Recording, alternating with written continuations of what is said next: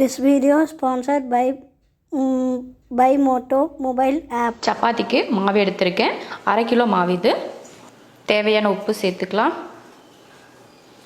உப்பு சேர்த்து கலந்து விட்டுக்கோங்க. கலந்து விட்டுட்டு இப்போ ஒரு 2-3 ஸ்பூன் அளவுக்கு எண்ணெய்.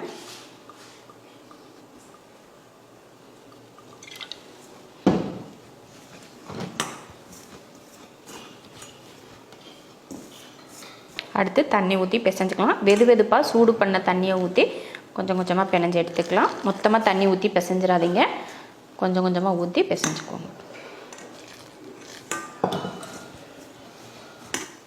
மாவு பிசைஞ்சாச்சு. இப்போ மூடி ஒரு பக்கம் இதை தனியாக எடுத்து வச்சிடலாம். அடுத்து 200 கிராம் இது போல் பன்னீர் எடுத்திருக்கேன். கரெக்டாக இருக்கும், 4 பேர் சாப்பிடக்கூடிய அளவுக்கு பன்னீர் 200 கிராம் கரெக்டாக இருக்கும். இப்போ இதை துருவி எடுத்துக்கலாம்.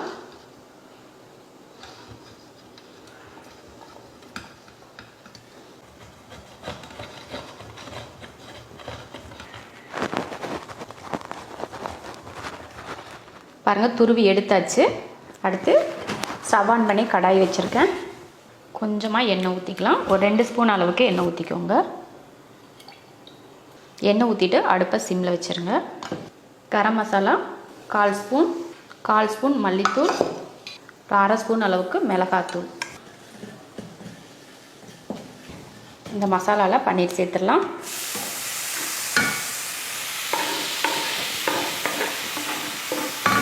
தேவையான உப்பு போட்டு இதை கலந்து விட்டுருங்க.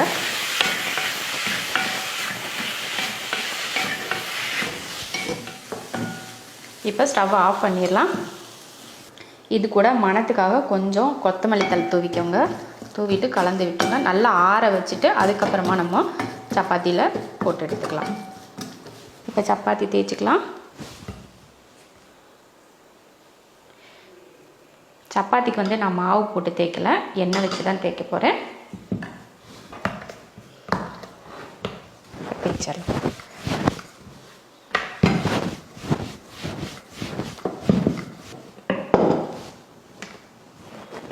இந்த மாதிரி ஒவ்வொரு சப்பாத்தியுமா தேய்ச்சி தனியாக எடுத்து வச்சுக்கலாம். 4-5 சப்பாத்தி இது போல் தேய்ச்சி எடுத்துட்டு அதுக்கப்புறம் இன்னொரு டைம் நம்ம தேய்க்கணும். அதனால இன்னொரு 4 இல்லைன்னா 5 சப்பாத்தி தேய்ச்சிக்கலாம்.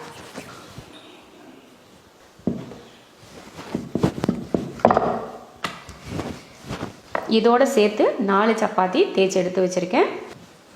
இப்போ இதில் மேலே எண்ணெய் தடவிக்கலாம்.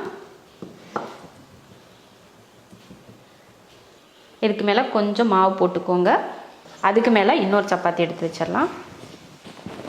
அதே போல் இது மேலேயும் எண்ணெய் தடவிக்கோங்க. இதே போல் மேலே எண்ணெய் தடவி மாவு போட்டு இருக்கிற எல்லா சப்பாத்தியுமே எடுத்து வச்சுக்கோங்க.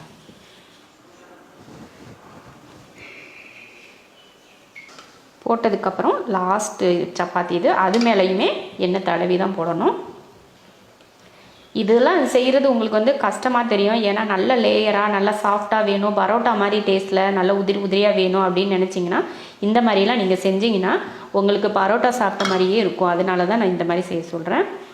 இல்லை அப்படின்னா நீங்கள் சும்மா ஒரே ஒரு சப்பாத்தி மட்டும் பண்ணி உருண்டை பண்ணிவிட்டு அதில் நீங்கள் உருட்டி கூட அந்த ஸ்டஃப் வச்சு உள்ளே போட்டுக்கலாம். நல்லா டைட்டாக பண்ணிக்கோங்க. இந்த மாதிரி இது போல் டைட்டாக உருட்டி எடுத்துக்கோங்க.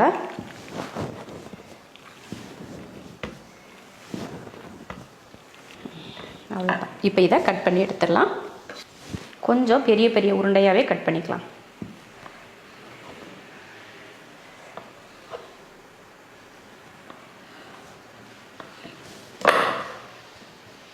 இந்த மாதிரி கட் பண்ணி எடுத்தாச்சு. இப்போ தனியாக எடுத்து வச்சுட்டு ஒரு உருண்டை மட்டும் வச்சுக்கலாம். அடுத்து இதை நல்லா அமுத்திட்டு நம்ம எப்போவும் தேய்ப்போம் பார்த்திங்களா, சப்பாத்திக்கு மாவு தேய்ப்போம்ல, அது போல் தேய்ச்சிக்கலாம்.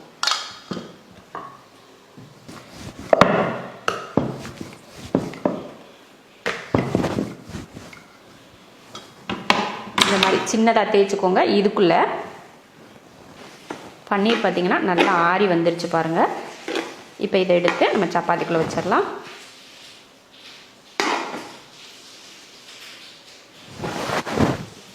இந்த மாதிரி வச்சுக்கோங்க. வச்சுட்டு மூடிக்கோங்க.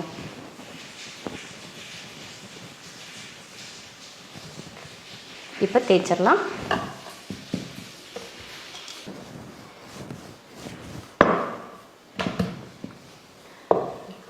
இந்த மாதிரி பொறுமையாக தேய்ச்சி எடுத்துக்கோங்க. அப்போ தான் வந்து உங்களுக்கு அந்த பன்னீர் மசாலா வந்து வெளியில் வராது. ரொம்ப அழுத்தி அழுத்தி தேய்ச்சிட்டிங்கன்னா அந்த மசாலா வந்து உங்களுக்கு வெளியில் வந்துடும். நல்லா பொறுமையாக அழுத்திக்கோங்க.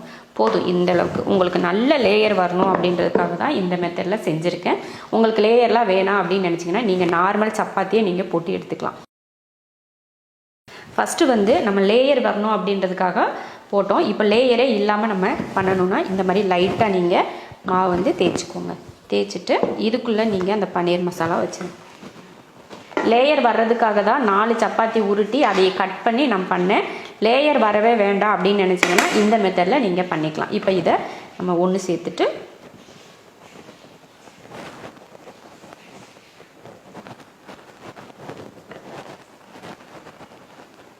இப்போ இதை தேய்ச்சி எடுத்துடலாம்.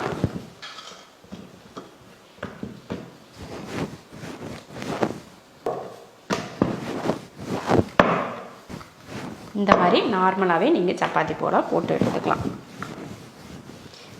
ஒரு துளி எண்ணெய் கூட இல்லாமல் கூட நீங்கள் இந்த மாதிரி பன்னீரில் போட்டு எடுத்துக்கலாம். ஆனால் எண்ணெய் இருந்ததுன்னா நமக்கு நல்லா இருக்கும் இல்லையா சாப்பிட்றதுக்கு, அதனால தான் எண்ணெயெல்லாம் தேய்ச்சி நம்ம போட்டோம்.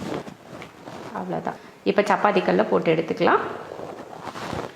தோசைக்கல் வந்து நல்லா காஞ்சிருச்சு. இப்போ நல்ல லேயர் வர்ற மாதிரி ஃபஸ்ட்டு தேய்ச்சோம் இல்லையா, அதையே போட்டு எடுத்துக்கலாம். போட்டு கொஞ்சம் நேரம் விட்டு அதுக்கப்புறமா திருப்பி போடுங்க. லைட்டாக எண்ணெயும் ஊற்றிக்கோங்க மேலே.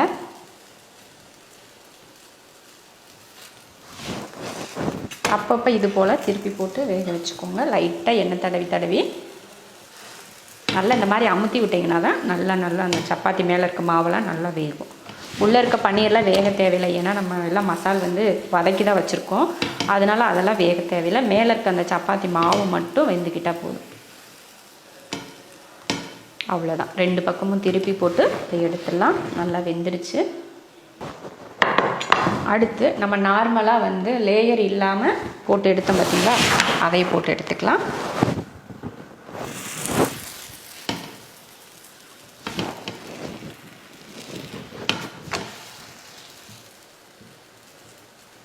இதுவும் அதே போல் தான்.